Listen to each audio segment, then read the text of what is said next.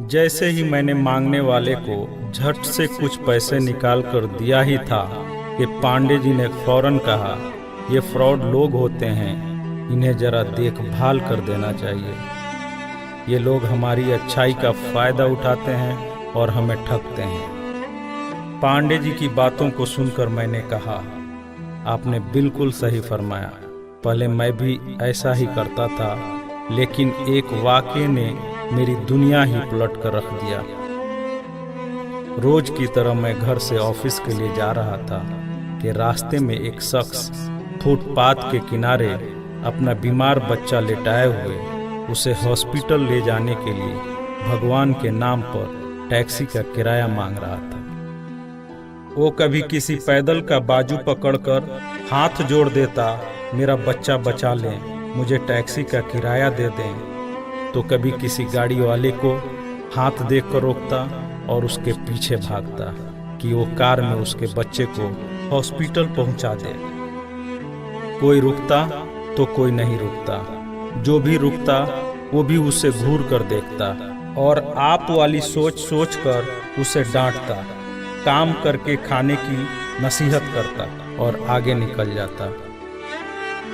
मैं जैसे ही अपनी कार पार्क कर रहा था कि उसकी नज़र मुझ पर भी पड़ी और वो मेरे गाड़ी के सामने आकर खड़ा हो गया था और मेरे रुकते ही मेरे दरवाजे के शीशे पे जोर जोर से पीटने लगा।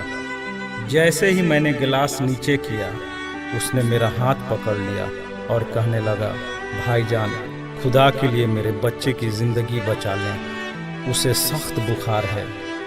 आप नीचे उतरकर उसको देख तो लें तो आपको यकीन आ जाएगा। आप देंगे तो शायद किसी और को भी एतबार आ जाए। मगर मैं भी उसी की तरह सोच रहा था।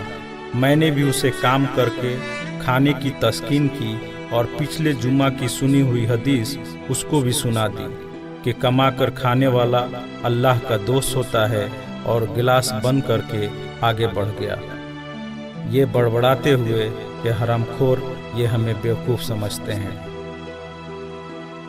2-3 घंटे के बाद मैं वापस आया तो अब भी उसी जगह खड़ा मांग रहा था।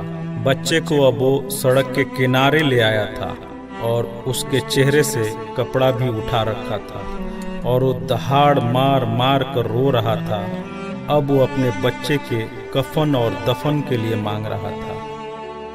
मैं गाड़ी रोककर नीचे उतरा और मैयत की तरफ देखा।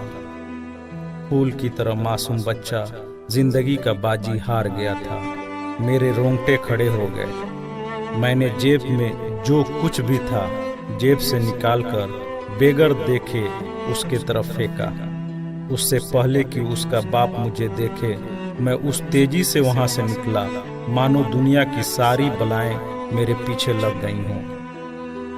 मैं ऑफिस पहुंचा तो मेरा बुरा हाल था, ऐसा कि जैसे मुझे बुखार जकड़ने लगा हो। मेरा काम में मन नहीं लग रहा था। मैंने उस दिन की सारी मीटिंग को कैंसिल कर दिया। मैं भी उसी बच्चे की तरह एड़िया रगड़ रगड़ कर मरना चाहता था। 2-3 दिन के बाद बुखार को तो आराम आ गया, लेकिन मैं जहनी मरीज बन गया था।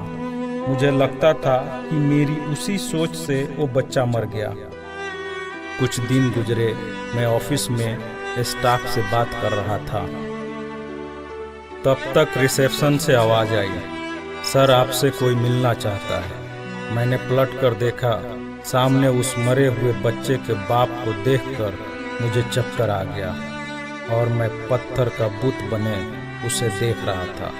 तभी उसने अपने जेब में हाथ डालकर कुछ पैसे निकाले और मेरा शुक्रिया अदा करके कहने लगा कि आपके पैसे बड़ी बरकत वाले थे। शायद आपके खुलूस की बरकत थी कि मेरे बहुत सारे काम हो गए। सारे खर्चे के बाद कुछ पैसे बच गए और उनमें से कुछ पैसे मैंने उधार लेकर डाले हैं। ये आप कबूल कर लीजिए, बाकी मैं आपको जल्द ही वापस कर दूंगा। मैंने पैसे वापस लेने से सख्ती से इनकार कर दिया और मिन्नत करके उसे पैसे रखने को राज़ी कर लिया। और जैसे ही वो जाने लगा, मैंने उसे रोका और अपनी कंपनी में काम करने के लिए पूछा। वैसे राजी हो गया जैसे उसे काम की ही तलाश थी और किसी ने उसके दिल की बात सुन ली हो। वो बहुत खुश हुआ और अगले ही दिन से मेरी कंपनी में बतौर वॉचमैन काम करने लगा। पांडे जी, मैं आपको उससे मिलवाऊंगा, लेकिन वो कार वाला किस्से का जिक्र उससे मत करना। उसने आज तक नहीं पहचाना कि उसने मेरा भी कार रोककर मुझसे मदद मांगी थी। वो मुझे एक बड़ा ही नेक इंसान समझता है, जिसने उस बच्चे की लाश देखकर अपना सब कुछ निकाल कर दे दिया। पांडे जी, उस दिन के बाद से मैं किसी को खाली हाथ नहीं लौटाता। थोड़ा सा देने से ना वो अमीर होता है और ना मैं गरीब, बस दिल को तसल्ली होती है। और रह गई लूटने की बात, तो पांडे जी हमें कौन नहीं लूटता। कपड़े वाला हमें लूटता है, दवाई वाला हमें लूटता है, सब्जी वाला हमें लूटता है, दूध वाला हमें लूटता है। इतना सा लूटने के बाद अगर कोई हमें खुदा के नाम पे लूट ले, तो शायद मरने के बाद खुदा हमारे गुनाहों को माफ कर दे कि ये बंदा मेरे खातिर मेरे नाम पे लूटता रहा, और शायद हमारी गुनाह बख्श दे। पांडे जी, माना कि हर मांगने वाला सच्चा नहीं होता, पर जरूरी ये भी नहीं कि सब झूठे ही हों। वैसे भी अपने काम काज में कई बार फेल होने के बाद भी हम कोशिश करना नहीं छोड़ते, तो कुछ ठग लोगों की वजह से ज़रूरतमंदों की मदद करना क्यों छोड़ देते हैं।